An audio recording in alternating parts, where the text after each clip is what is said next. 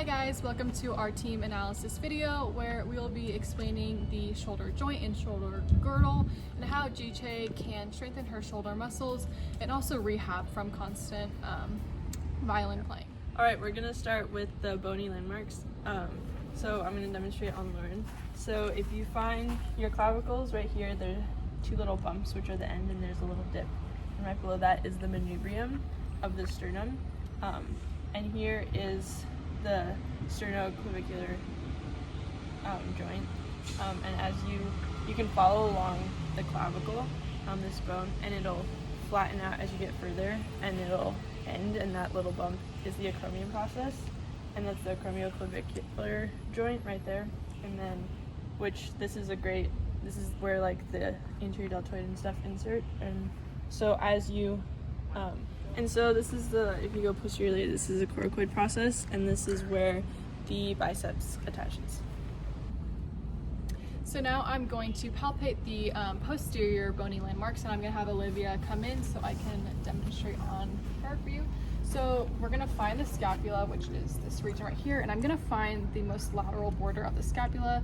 You can kind of feel it down here, and then as I go inferior to the scapula, this is going to be the most inferior region of the scapula, so I can make a V with my fingers and kind of feel that inferior portion. And then as I go up superior, I can feel the medial border of her scapula, and this portion of the scapula is going to be closest to her vertebral column, so it's the most medial portion right here.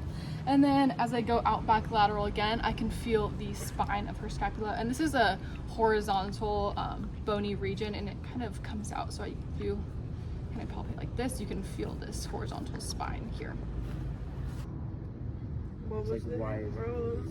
Hi guys, I'm going to be going over the shoulder girdle movements, and Olivia will be demonstrating them for me. Okay guys, so we're going to go over shoulder girdle elevation, and this is when the scapula moves upwards superiorly as the arms extend, and the scapulae need to move due to the contractions of the upper and middle fibers of the trapezius muscles and the rhomboids, as well as the levator scapulae and lower trapezius. And that is done also. Okay, so now we're going to go over shoulder girdle depression, and this is when the scapula moves downwards in an inferior movement as the scapula is returning to the normal position, the standing position if you will.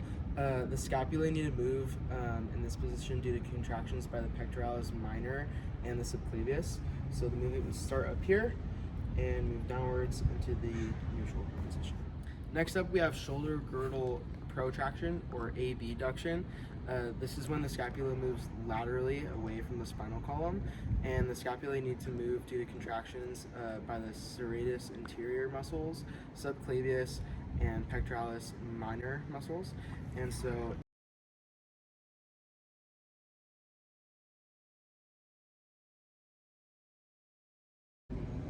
okay, so next we're going to go over shoulder girdle retraction, or adduction.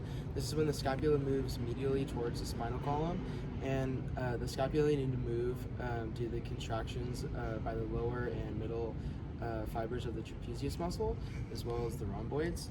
And so that would be starting here in this position and going downwards back towards the midline of the body.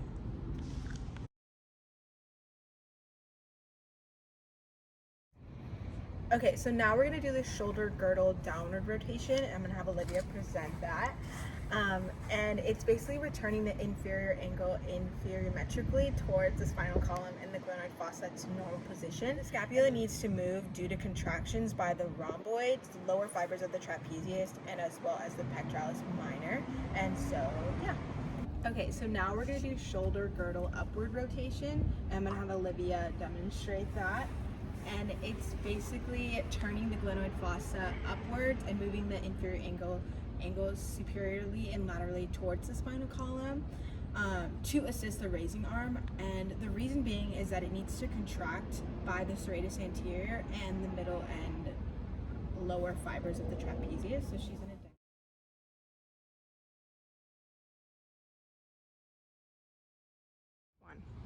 So now I'm going to be showing you guys an exercise that Giche can do to strengthen her shoulder muscles so that when she's playing violin, she'll have less stress on the shoulder. So for this shoulder exercise, I'm gonna have Olivia demonstrate a bent over row. So I'm gonna have her start with her opposite hand on the bench, and then she can also place her knee up on the bench for more stability.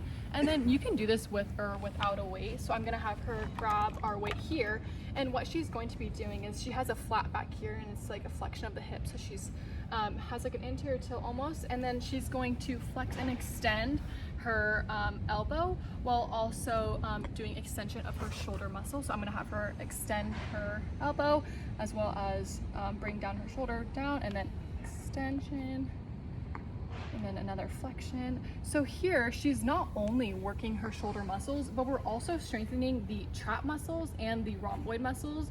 So by strengthening these back muscles, she won't be as protracted when playing the violin because she'll have those muscles to hold her shoulders back to a more neutral position. So to strengthen her shoulder and get the best outcome overall, we suggest you do 4 sets of 12 rows on each arm. Alright, so I'm going to be explaining a shoulder stretch that we can do to help increase mobility and stability of the shoulder. Alright, so we're going to be doing the shoulder door stretch, so Lauren's going to come demonstrate for me. So usually you do it in a doorway, but since we don't have a doorway, this corner is good. So she's going to laterally abduct her shoulder and flip her elbow up and place it against the wall. She's going to have good posture, so shoulders back and up and kind of in a lunge position, just to get a little more stability and range of motion. And so she's slowly going to like lean forward, keeping her chest up while keeping her arm stable, and that's going to stretch her pectoralis muscles and deltoid muscles. And you can do this unilaterally or bilaterally.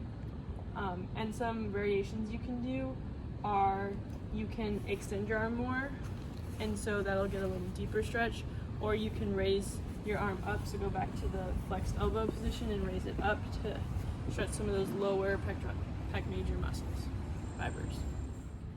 So one of the methods we're going to do this, and I would recommend for her to just do some therapy in regards to it, would be resting, icing, as well as compressing. So I'm going to have Nathan demonstrate.